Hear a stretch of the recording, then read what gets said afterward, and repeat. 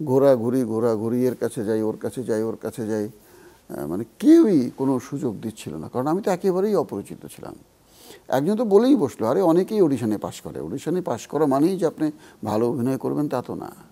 রংপুরে তো তখন রংপুরে রেডিওতে করতাম। বিটিভিতে তো এনলিস্টেড ছিলেন আপনি? হ্যাঁ, তারপরে ঢাকায় আসবার পরে আমার ফার্স্ট পোস্টিং তো গাজীপুরে। তো গাজীপুরে যেটা হয় আর কি, যে ঠিক একটা থিয়েটারের সঙ্গে আমার পরিচয় হয়ে গেল, ওদের সঙ্গে গাজীপুরে থিয়েটারে অ্যাক্টিং করি, ভাওয়াল থিয়েটার।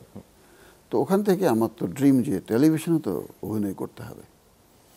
ওখান থেকে খোঁজ নিলাম, নিয়ে তারপরে জানতে পারলাম যে আগে অ্যাপ্লিকেশন দিতে হবে। আগে তো বিষয়গুলি অনেক কঠিন ছিল।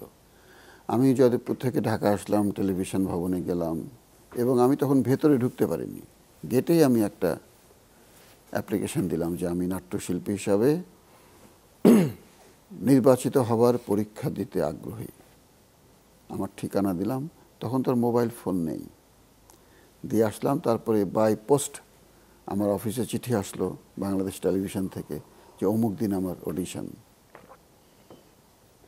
নানা সাজগোজ করে অনেক টেনশন নিয়ে অডিশন দিতে আসলাম। কত সালে ঘটনা বলছেন এটা? আমি 90 সালে এনলিস্টেড। আচ্ছা, 90 সালে, 89-90-এর মাঝামাঝি। তো তখন অনেক সাজগোজ করে আসলাম, বিরাট আতঙ্ক, এবং কেউ পরিচিত নেই। হয় না যে আমি একটা জায়গায় যাচ্ছি, আমার অমুক পরিচিত আছে, কেউ নেই।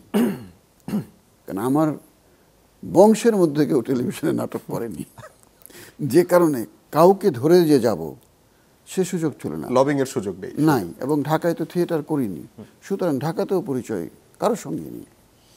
অডিশন দিলাম, বিরাট বোর্ড, এবং অবাক লাগছিল যে তখন যেরকম আব্দুল মামুন স্যার বসেছিলেন, হ্যাঁ, রামেন্দু মজুমদার স্যার বসেছিলেন, এই মানুষগুলি দেখলাম, আর আরে মানে তখন তো আমি মানে পৃথিবীতে নেই, অন্য গ্রহে, এবং তারা আমাকে প্রশ্ন করছেন, আমি আনসার দিচ্ছি, অভিনয় করছি, এবং আমার পরীক্ষাটা দিয়েই মনে হলো যে আমি সিলেক্টেড।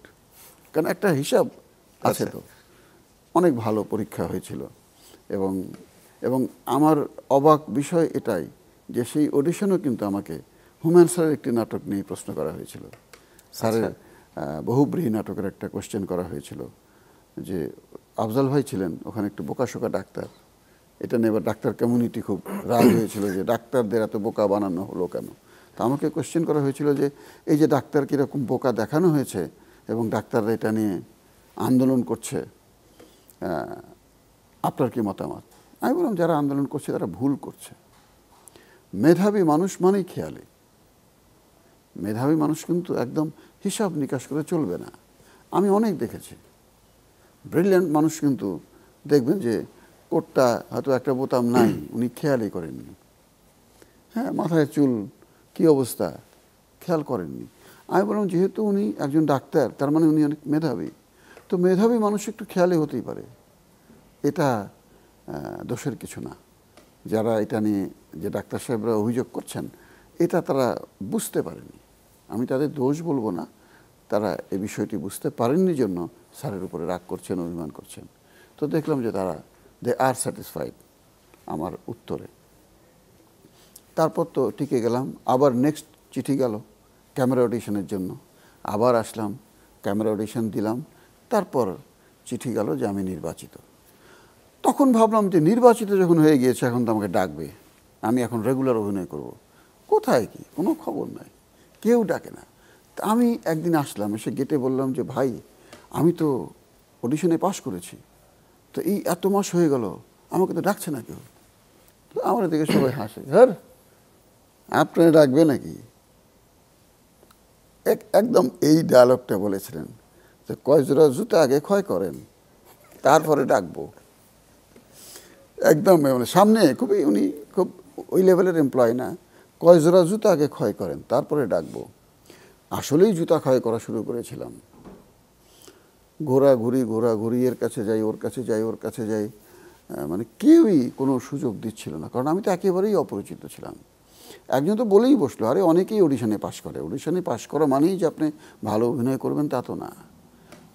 তো খুব কষ্ট লাগলো যে তাহলে আর অডিশনের দরকার কি?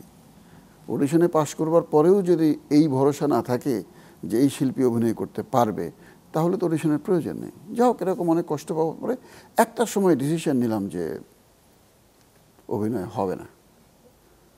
অভিনয় জীবন শেষ। মানে মফস্বলে অভিনয় করেছি, এটা মফস্বলের ব্যাপার। ঢাকা শহরে টেলিভিশনে অভিনয়, এটার যোগ্যতা আমার নেই, বুঝে গেলাম। তখন বাদ দিয়ে আবার পড়াশোনায় ফিরে গেলাম।